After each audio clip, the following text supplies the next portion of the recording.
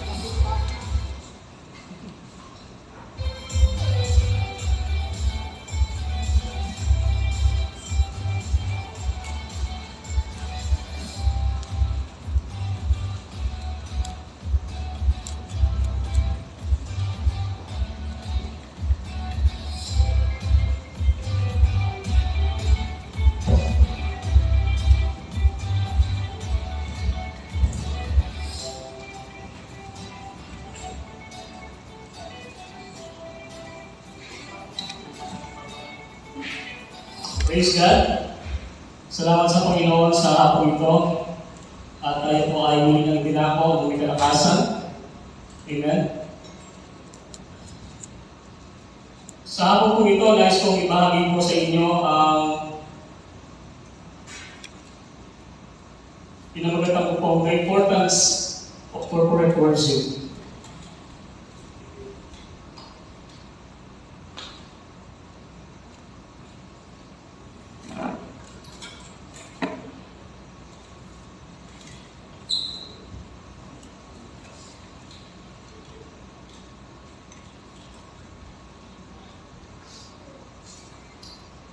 Salamat po, Panginoon. Sa hapon ito, sa worship ng Panginoon, sa iyo po mag-iingat sa bawat sa amin. Sa worship ng Panginoon, alayin ko po ang iyong pangunguna sa iyo po, Panginoon. At bastasan mo po ang mga salita mo, Panginoon, na mamutawin sa aming bibig, maging kalakasan ng bawat isa, Panginoon.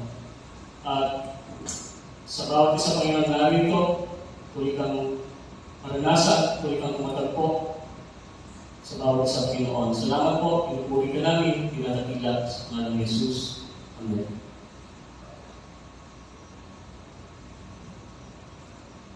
The importance of corporate worship, stepping into the presence of God. In Psalms 122, verse 1, sabi po niya, ako'y nagalak nang sabihin nila, pumunta na tayo sa bahay ni Yahweh. Tuloy nga po na ang bawat Kristiyano ay dapat na magalak sa tuwing tayo po ay tutungo sa bahay ng Panginoon o dito po sa ating church. At ito po ay nagiging isang kalakasan ng bawat isa kapag tayo po ay nagkakatipon sa isang pangalan niya, sa isang spirito, sa isang layunin. Ang layunin po na mapurihan ng ating Panginoon, maitaas ang kanyang pangalan. Why is corporate worship important? So bakit nga po napakahalaga ng ating pagtitipon? Ang bagong tipan po ay madalas magiting ang kahalagahan ng pagtitipon sa ating pong simbahan. Ano po? Dito po sa Romans 12:5 ay binanggit niya, ngayon din naman, kahit na tayo marami, nabubuo tayo sa isang katawan ni Kristo at tayo lahat ay bahagi ng isa't isa. In 1 Corinthians 10:17, binanggit din niya, kaya nga, dahil isa lamang ang tinapay, tayo isang katawan, kahit na tayo marami, sapagkat nagsasalo-salo tayo sa isang tinapay. Ang binabanggit po na tinapay dito ay ang ating Panginoon. Ang Diyos ang tinapay ng buhay. Amen? In Ephesians 1:22-23, binanggit po din po ito, pinailalim ng Diyos sa paa ni Kristo ang lahat ng bagay at ginawa siyang ulo ng lahat ng bagay para sa Iglesia na siyang katawan ni Kristo ang kapuspusan niya na pumupuno sa lahat ng bagay.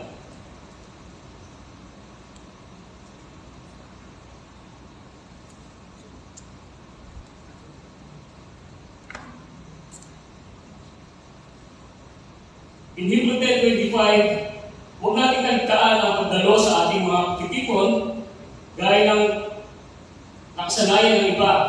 Sa halip, palakasin natin ang loob ng isa't isa, lalo na ngayong nakikita natin malapit na ang araw ng Panginoon. So malinaw po sa kasulatan na si Jesus ay namatay para sa simbahan. Sino po ba yung simbahan? Sino po ba yung church?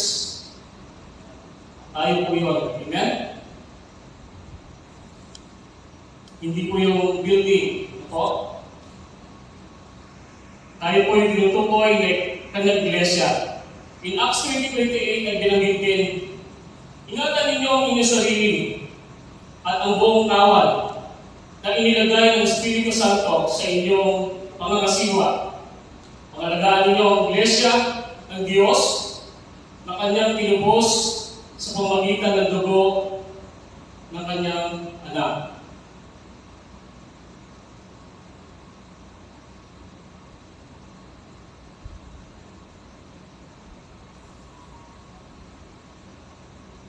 Ang pagkilahok po sa isang sambahan ay mahalaga, ano po? Sa espiritual na kalusugan ng bawat Kristiyano. Amen? Walang kapalit ang pagsasama-sama ng bawat isa para sa pagsamba sa ating Panginoon at tagapagligtas. Tunay nga po na tayo po ay magsasama-sama. Minsan nga po binabanggit ko, nag-miss ko lang ito isang reunion, ano po? Sa tuwing tayo po ay magsasama-sama, hindi po sa isang social gathering. Sapagkat naranasan po natin yung pag-ibig ng bawat isa. Minsan nga,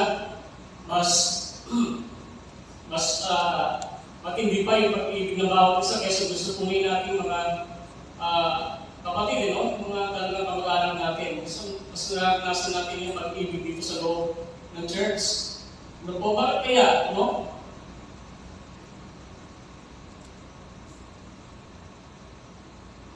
Ang corporate worship po ay ang tamang pagtugon ng isang pagtitipon sa simbahan sa pamamagitan po ng tatlong persona ng iisang Diyos. At ang kanyang nakaraan, kasalukuyan at hinaharap ng mga gawa, lalo na kung ang mga ito ay tumutukoy sa paghahari at pagtubos. Ang tugon na ito ay nangangailangan ng tamang pangunawa sa katakilaan at kabutihan ng Diyos ayon sa banal na kasulatan at ay larawan sa pamamagitan ng taimtim sa loobin na pagkamangha, debosyon, pagtitiwala, at pagpapasakop at nagresulta sa pagsunod at paglilingkod. Amen? So yun po, no, nagre-resulta daw ng pagkamangha, debosyon, pagtitiwala, at pagpapasakot. At nagre-resulta ito sa pagsunod at paglilingkod. No? Kanina, pag Pastor Jen, ninaus niya na tayo ay nangangailangan ng more workers sapagkat marami ang ating aanihin, kulang ang mga ani. Ano po? Sa aklat ng mga gawa at sa mga sulat, makikita natin na ang unang simbahan ay tapat sa pagsasama-sama sa isang lugar para sa samang pagsamba. Kahit kalagalan ang pag-uusig at mas ligtas na manatili sa bahay, at ang corporate worship ay tumakbo sa buong lumang tipan at pagkinaling sa mga ebanghelyo. Ito ay isang disenyo ng pinatag ng Diyos mula sa mga unang araw ng kautusan. So hindi lamang niya nais na sambahin siya ng mga tao po. Gusto niya silang sumamba ng sama-sama. Nais po niya nakikita na tayo po ay sumasamba ng sama-sama. Ano po? And probably the most famous image of Christian corporate worship, it comes from Acts 2:42. Inilaan nila ang kanilang mga sarili upang matuto sa turo ng mga apostol, magsama-sama bilang magkakapatid, magsalo-salo sa pagkain ng tinapay at manalangin. Ano po? And why corporate worship is important? Corporate worship is important because it is a biblical mandate. Ano po? Ito ay isang bagay na nais ng Diyos na gawin natin.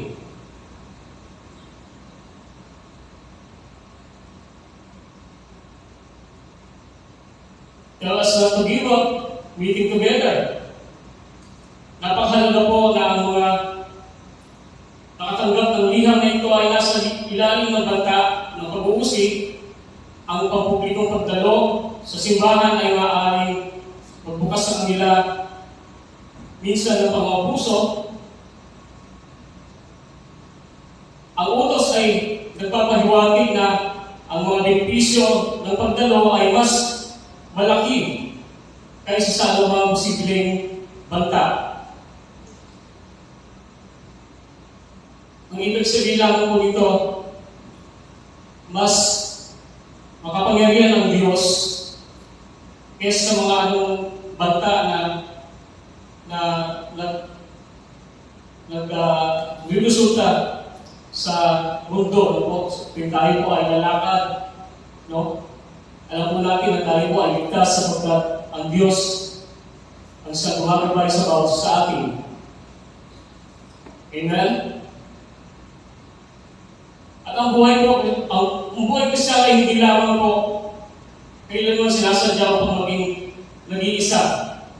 Lahat ng mga metaphor sa Biblia ay para sa isang simbahan ay nagpapahiwatig ng isang plurality, hindi kailanman isang singularity. Tayo ay isang katawan, isang kawan, isang gusali at isang banal na bansa. At walang mga nag-iisang logo. Sa biblical na Kristiyano. Amen?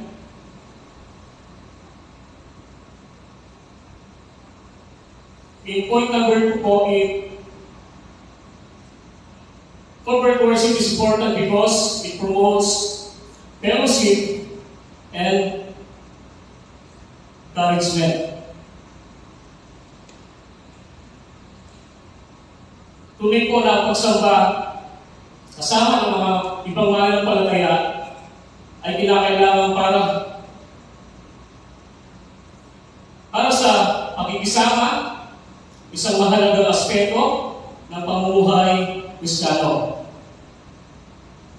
At ang pakiramdam ng komunidad na ito ay bahagi ng unang simbahan kung saan ikinilala nila kanilang sarili sa pagsasama-sama. Maaari tayo magbasa ng Biblia o kumanta ng mag-isa. Ngunit hindi natin masisiyahan ang ating sarili sa pagkikisama. Sa aklat ng mga gawa, sinabi sa atin ng mga sumasampalataya ng unang panahon ay nagpatuloy na matatag sa pagkikisama. Yun po yung Acts 2:42. Ang corporate worship po ay isang paraan para sa mga mananampalataya na maglingkod at parangalan ng Diyos sa pamamagitan ng paggamit ng kanilang mga spiritual na kaloob. Ano po ba yung mga spiritual na kaloob natin? Ang manalangin, ano po? Yung ating pag-awit, yung ating pagpatong ng kamay sa may sakit,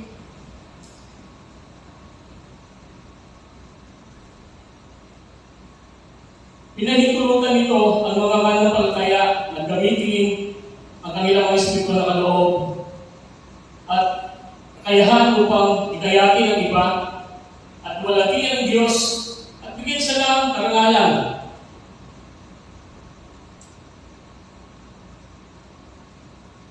Ang isa sa mga layunin ng pagtitipon ay upang ikayatin ang isa't isa. Kailangan natin lahat ng papatibay ng loob. Ano po? Minsan, hindi po tayo si Superman eh. Ano po? Tanging ang Diyos lang yung pinakamalakas sa atin. Nakakaranas din po tayo minsan ng malamig, na tayo minsan, mag-iisa lang ba ako? Magtatanong po ba tayo ng gano'n sa ating sarili? Minsan dumalakas po tayo ng malamig po ba? Pero, at the end, tatapos tayo ng Diyos, anak, nandito ba ako sa likod mo? Amen?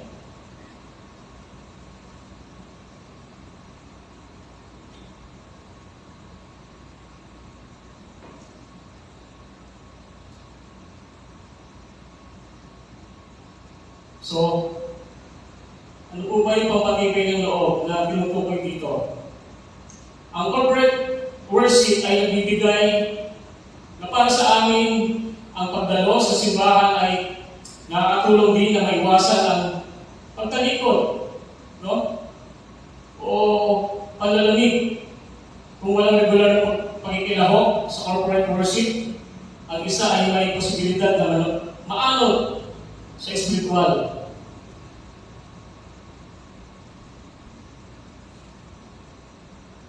Point number 3.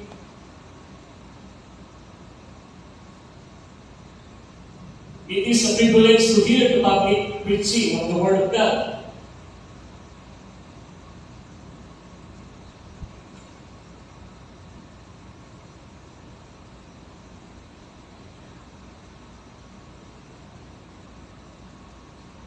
Sabi po ng 1 Timothy 4:13, habang wala pa ako riyan, iukol mo ang iyong panahon sa pagbabasa ng kasulatan sa harap ng mga tao, sa pangangaral at sa pagtuturo. Italaga ang iyong sarili sa pagpublikong pagbabasa ng kasulatan, sa pagpapayo, sa pagtuturo. At ang corporate worship po ay isang panahon para sa mga mananampalataya na ang hamunin at pasiglahin sa pamagitan ng pagbabasa at pangangaral ng salita ng Diyos. Naalala ko nga po nung evangelism concert or yung house-to-house po sa Barangay Kipiawan. So nakita ko po yung mga Canadian, yung mga missionary, kung gano'n sila eager nila na magbahagi ng salita ng Diyos. Pero ako po ay namamaghati naman, no, na alam ko na mas hihigatan ng mga Pilipino mananampalataya ang kakayahan ng mga Canadian missionary. Dahil alam ko ang mga Pilipino ay matiga, ano po, lalo na sa pagbabahagi ng salita ng Diyos. At galak ko ng puso yung makita ng mga ganong kapatid, no, na nag-house to house. Kasi naalala ko po noong mga panahon na may mga evangelism concert o yung mga tinatawag na ano po ba yung mga concert sa labas yung tinatawag doon? Kalimutan ko? Proceed. Thank you, Brother Jess. Yun, naalala ko po yun, no? Namiss ko yung mga gawain na yung mga proceed, mga kusada sa labas. At totoong ginagamit ng Diyos ang mga ministeryo ngayon. Marami talagang nakakilala sa Panginoon. Dahil bigla po siya nawala, bigla lumubo. Siguro mga napalitan ng mga ibang mga strategy, mga ministry. Pero nung dumating nga itong CNC, ay yun nga po, nagbalik yung mga alaala, mga kusata ng mga pinag-dausap po natin doon. Mga inatinan natin ng mga kusata. So, salamat sa Panginoon sa mga ginamit niya.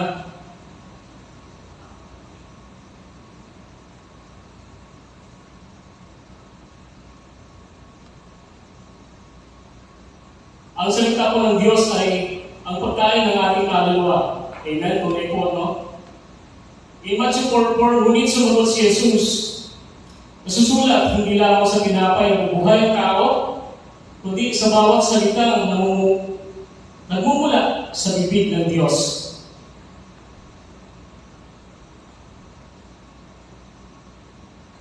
So, isa po yun sa mga supporting verse ng aking point number 3.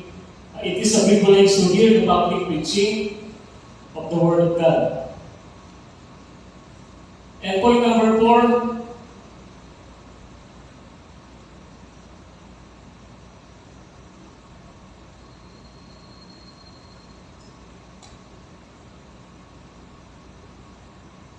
it enables us to partake of the Lord's Supper in Luke 22, verse 19. So, nagbibigay dahil ito sa atin po ng makibahagi sa pagdurusa ng Panginoon, no? Yung nga yung the Lord's Supper.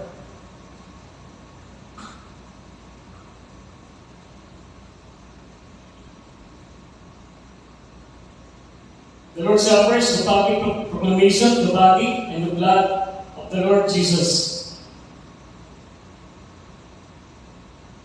Ang corporate worship po ay ang panahon kung kailan ipinagdiriwang ng Kristyano ang communion.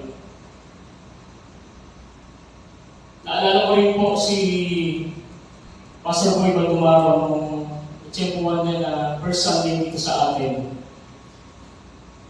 Sabi niya, dapat pag tayo ay nag-partake na kung nag-Holy Communion, dapat masaya tayo sa niya. Dapat nagsiselebrate tayo. Ano po? Dahil tayo po ay nakikibahagi, no, sa ating Panginoon.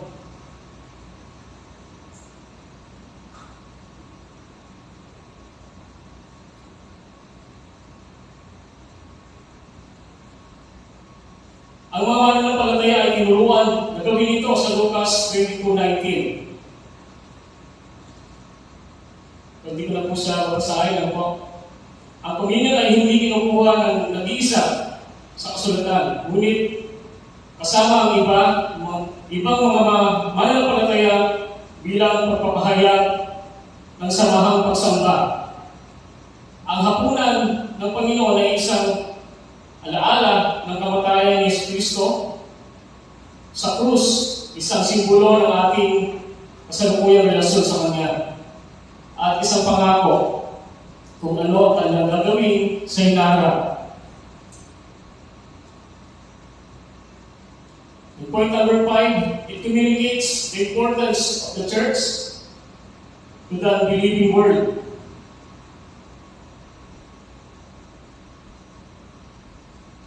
So, pinahayag po ito ang kahalagahan ng simbahan sa mundo na hindi sumasampalataya. Kapag ang mga Kristiyano daw ay nagpapakita ng isang nakatoong pamumuhay ng pagsama-sama upang sambahin ang Diyos, sila ay nagpapakita ng isang halimbawa. Halimbawang isang asin at liwanag sa isang komunidad na nasa kadiliman. Amen? In Matthew 5:14-16 told us that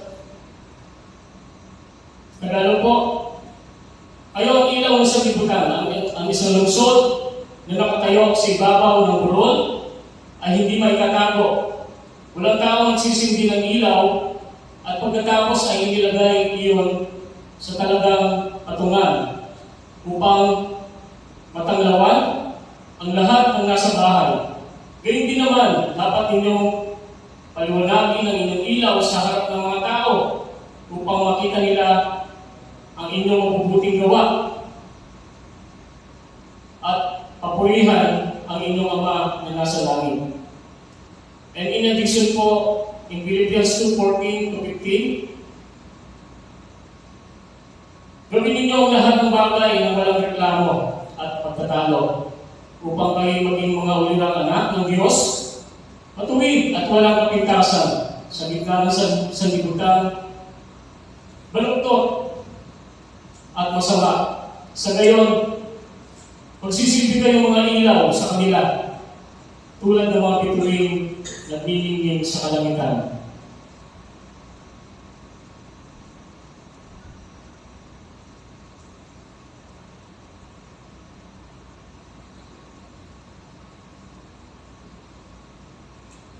Why corporate worship is important? Because it is a vital part of our spiritual growth.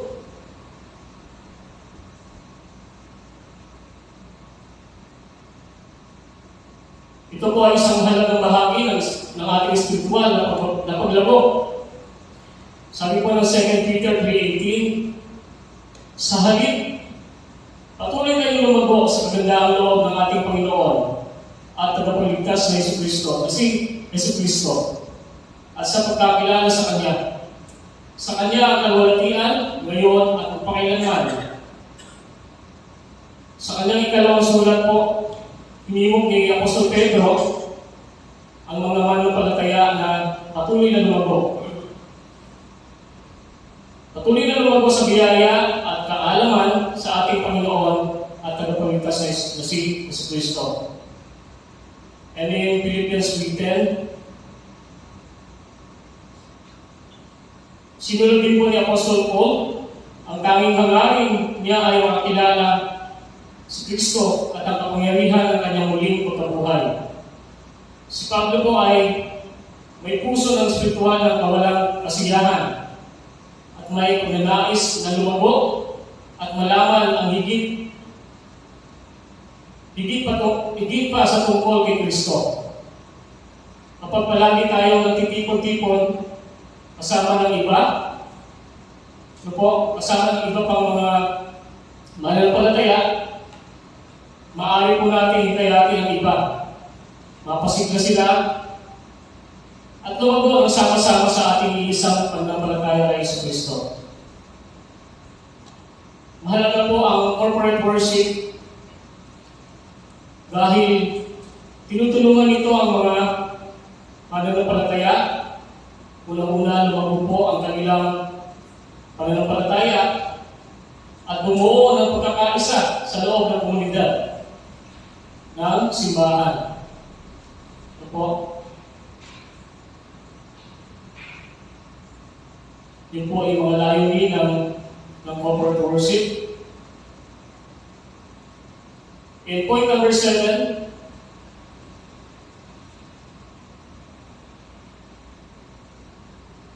it is a gathering that anticipates the worship that the believers will experience in heaven. So tuwing tayo po ay magpupuri, aawit sa ating Panginoon, tunay po na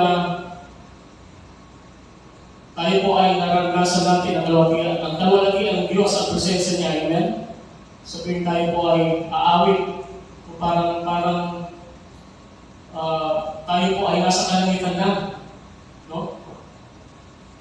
I-allow po natin yung Banal na Espiritu sa ating kalagitnaan sa tuwing tayo po ay magpupuri, aawit sa Kanya.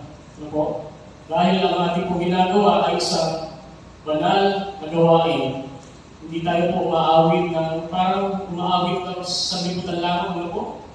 Sapagkat ang ating po inaawit ay isang papuring awitin para sa Panginoon.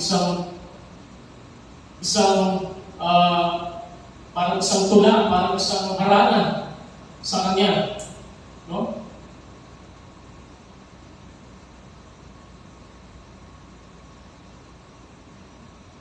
In eternity, believers will worship with all of God's people before the Lord. Amen. Corporate worship on earth allows us to participate together in a way that looks forward to this time of eternal glory. Worship on earth is an introduction of our eternal worship in heaven. So yung ating pong pagpupuri dito ay ano pa lamang? Ano po? Parang practice pa lamang. Ang tunay na pagpupuri ay nasa kalangitan. Doon po tayo magpupuri na walang hanggan. Ano po? In heaven, we will worship God forever. Amen? In Revelation 4:8, Apostle John described the four living creature with 6 wings who worship the Lord God Almighty day and night. No? They never stop saying, "Holy, holy is the Lord God Almighty, who was and is to come." Ano po? Banal. Banal. Banal ang ating Diyos. Ang mga pangyarihan.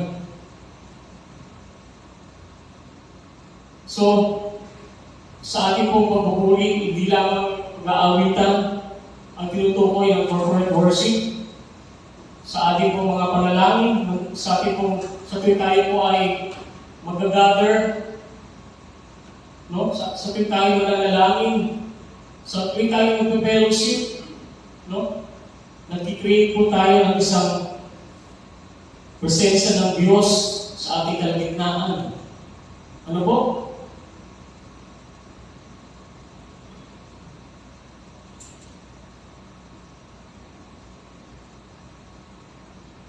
Maaaring mahirapan po tayo minsan sa pagsamba kung mayroon po tayong hindi nadidil ang kasalanan sa Panginoon.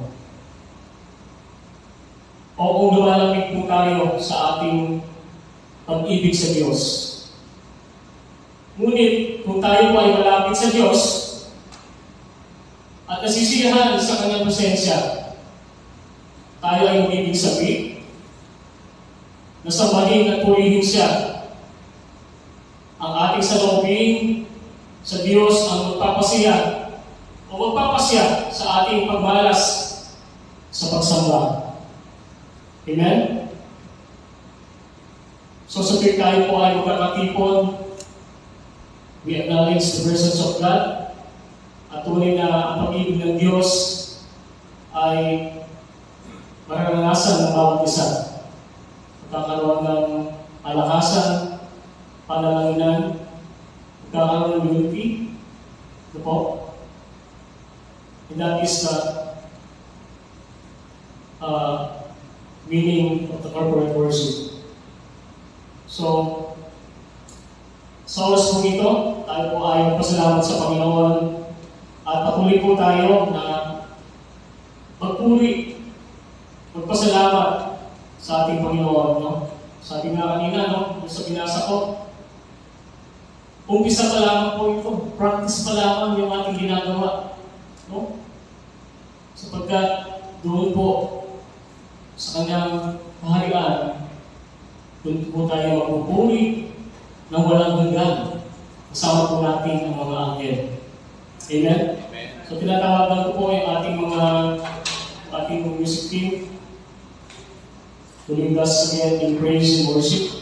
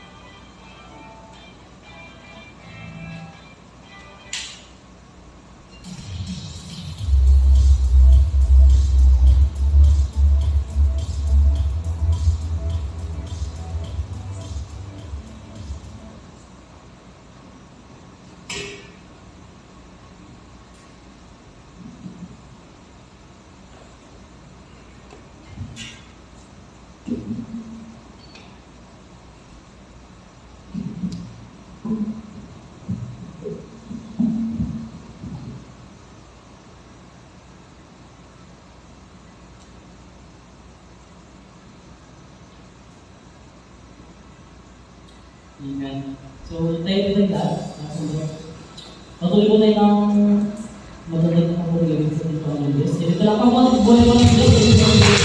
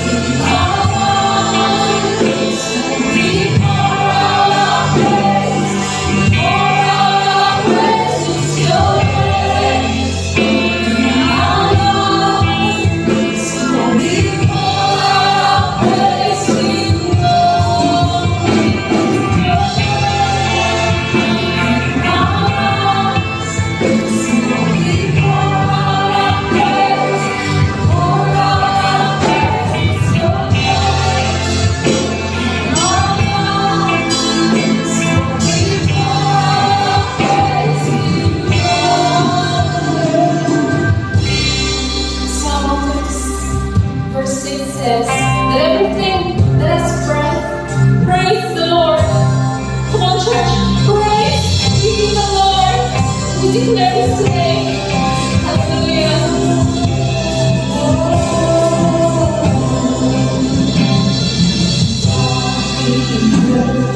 Shout your praise.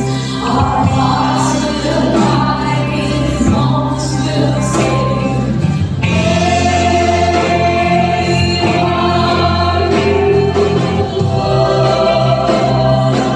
Come on, say.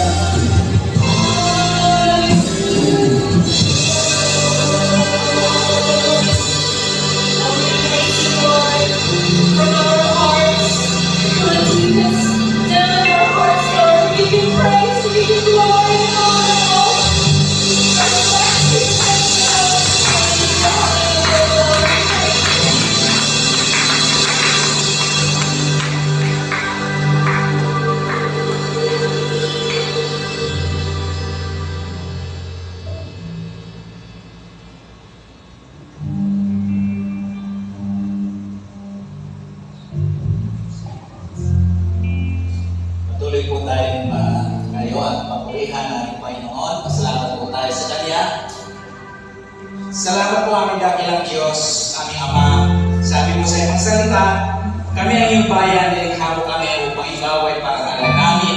Kaya naman, ang dahilan kung bakit kami ang nabubuhay ay upang ikaw ay patuloy ng purihan, sabahin at maglingkuran. Panatilihin mo po Diyos sa aming buhay, sa aming puso't isipan, ang spirito ng pagpupuli, Panginoon. Saan man kami, ano man ang aming ginagawa, papulihan ka namin, O Diyos, sa aming buhay. Maraming salamat, Panginoon. Hindi lamang po sa aming mga labi, kundi lalo na po sa aming mga buhay, Panginoon. Hindi lang kami, O Diyos, ang makapagpuli sa iyo, kundi sa pamagitan po ng aming buhay, Panginoon, mapapulihan ka ng mga iba, O Diyos, na nakikita po sa amin. Maraming salamat, aming Ama, maging buhay nawa po namin ang pagpupuri at pagsama po sa iyo, O Diyos. Tulad ng iyong sinabi sa iyong mga salita, lalo na sa aming pagtipon, umawag kami ng mga ilang salmo at sa mga awit espiritual na makapagbibigay mo sa iyo ng kapulihan. Salamat po at patuloy po Panginoon sa sandali ito, O Diyos. Maingat po namin itinabalik sa iyo ang taas na papuri, salamat, pagsamba, parangal, pagkarihan at kadakilaan sa pangalan po ng aming Panginoong Jesucristo. Amen.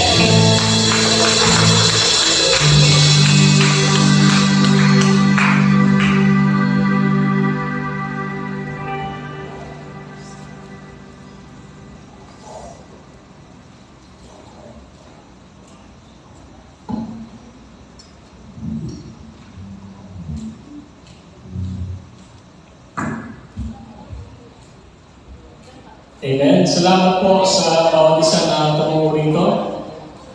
Marahil yung mga iba po natin kapatid dahil po siguro maulan ay Diyos na nakabalik. So, hihiling ko po na pwede po tayong mag-picture dito sa harap. Lahat po tayo.